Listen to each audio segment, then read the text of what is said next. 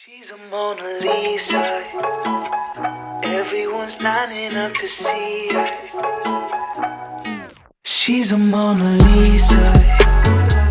Everyone's lining up to see. What's up, guys, and welcome back to my channel. I know, long time at no see. I haven't been going between work and school. Yes, I got a job and I am so excited. It's such a wonderful job. And you know, just in between those times, I've been, you know, concepting and coming up with ideas for you guys. So today's video is one of those concepts that I am excited to do. We are going to be creating a SHANIA TWAIN outfit. Yes!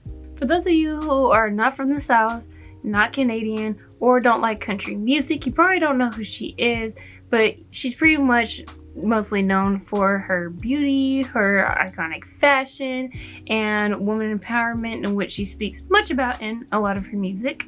She took over the country music charts alongside Garth Brooks, and it wasn't until she was diagnosed with Lyme disease until she stopped singing, and so many years later she is now back singing, and modern day female singers always do covers of her songs in tribute to her and her wonderfulness.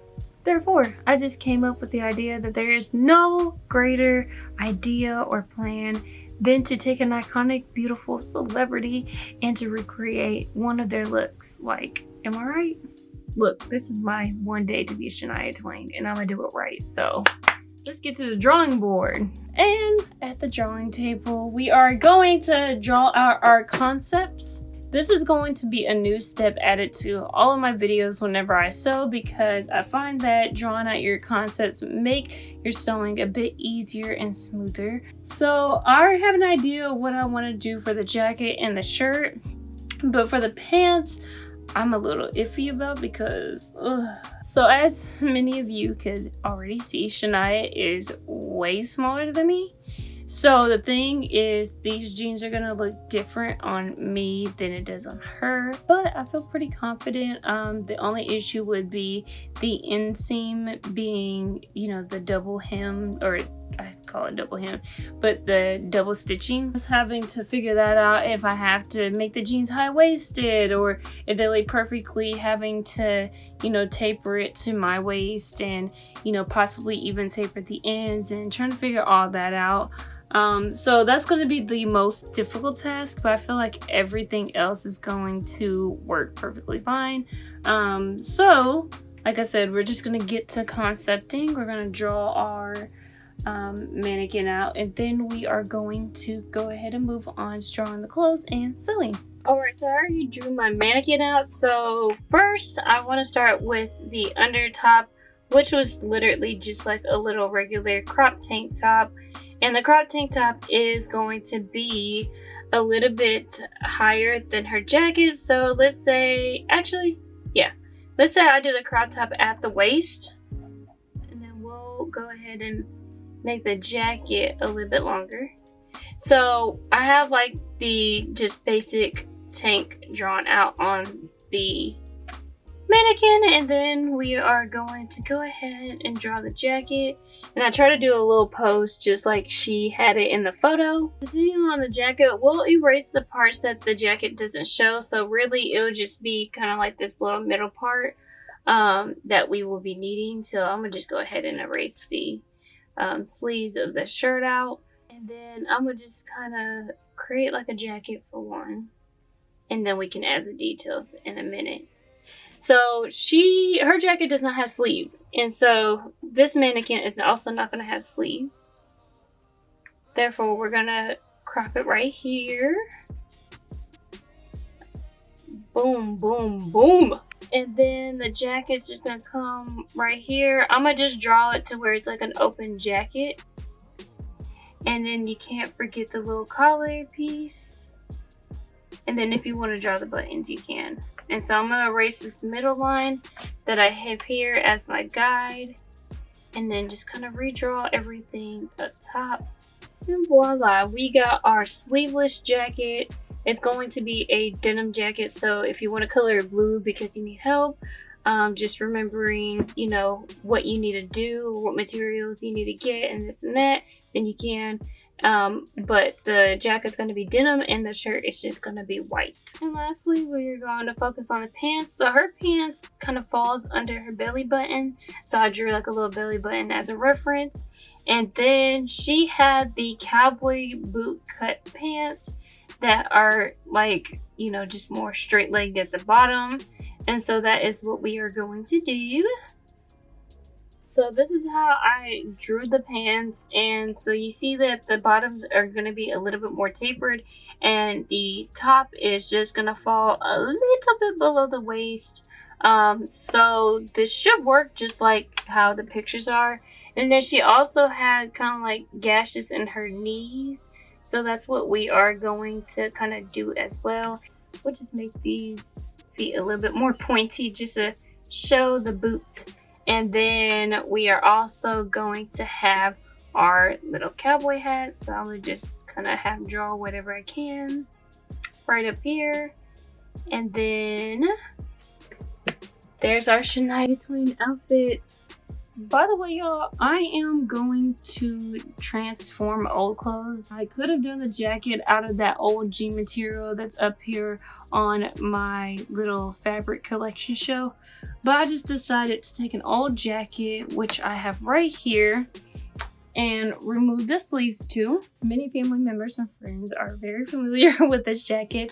I've had it for actually a few years now, and I bought it at a thrift store for $2. I think it's about time to kind of give it a new look. And for the white shirt, what I decided to do was just take a white beaded tank top and crop it. I also went to Walmart and got some jeans. These are the George brand. You can get the Wranglers, Levi's, or whatever else that you find at the thrift store or at a store that you just bought the jeans at. But the George ones were really inexpensive and very convenient. And the size that I got them in were 38 by 32. And like I mentioned earlier, the inseam is the double stitch. So that will be hard if we have to make them high-waisted. However, luckily, to taper the jeans, we won't have that much of an issue because we have like a single seam. Also, the gashes won't be that hard in the knees. Like I said, it's just really gonna be taking in the waist and figuring out that whole dealio. We may just have to use a belt. I don't know. That's the most exciting thing about my job, is you don't know what's gonna happen, but you're just gonna say screw it and do it anyways. So, let's get this started.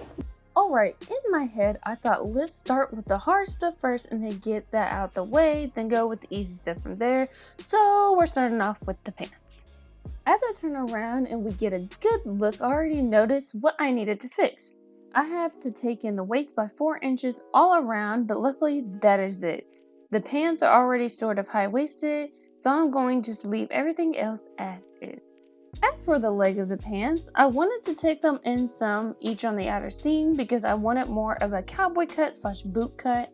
Fortunately for me, both of these adjustments are rather minor and not labor intensive, so let's just say whoop whoop. To take in the pants, I'm going to use the darting method. I took my magical handy dandy seam ripper to remove both pockets and make 4 1-inch incisions between the belt loops on the back of the jeans. Next, I flipped the jeans inside out and darted each incision area. I just used some regular sewing pins to pin each material down and get them ready to sew. For the sewing machine settings, I use a tension of 4 or 5 because the denim material tends to be pretty thick. I also made sure to use a jean needle and jean thread. Both of these items will just ensure that your sewing goes a little bit more smoothly. When you're ready to sew down the darts.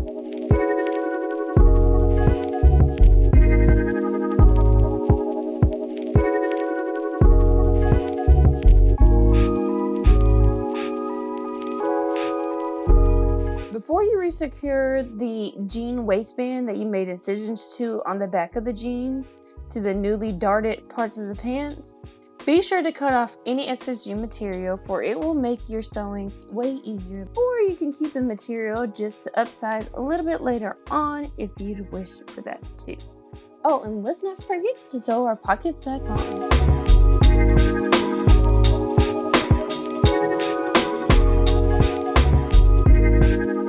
So I have a sewing hack that I want to teach you guys real quick whenever you're sewing like a pocket or anything that requires for you to turn the material over so many times.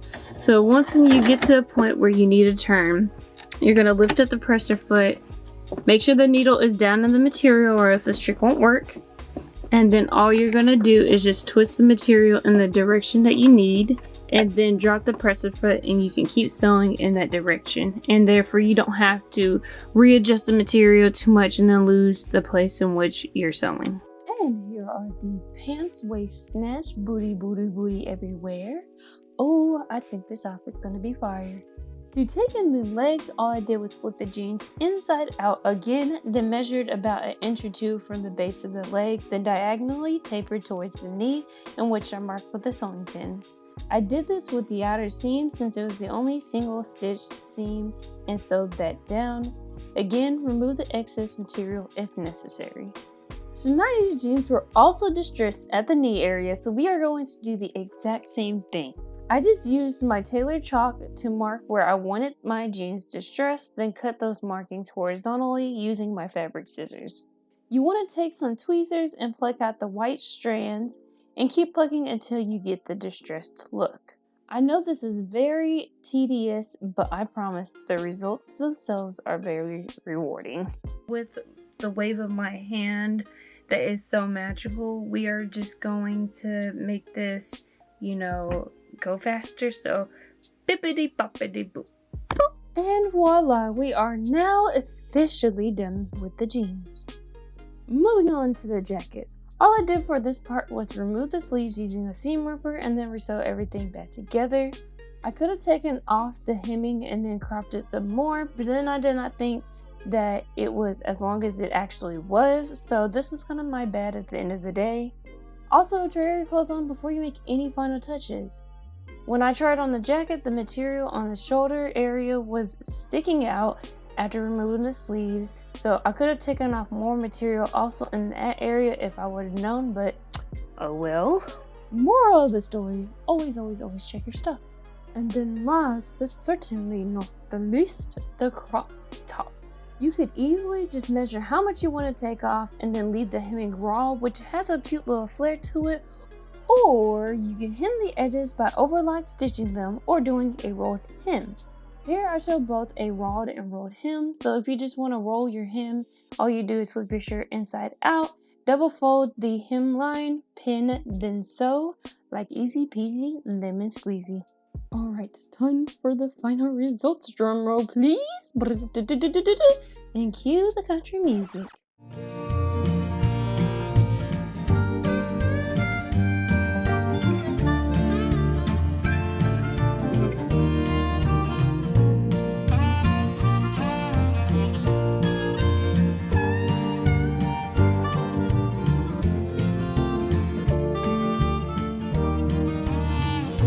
Alright y'all, that is it for this video. If you guys liked it though, please give it a big fat thumbs up. Don't forget to subscribe and ring the notification bell so you don't miss any of my upcoming videos to be a part of the familia. I like to have fun on this channel. I know you guys like to have fun just in general. So, you know, two worlds collide. Just go ahead and subscribe.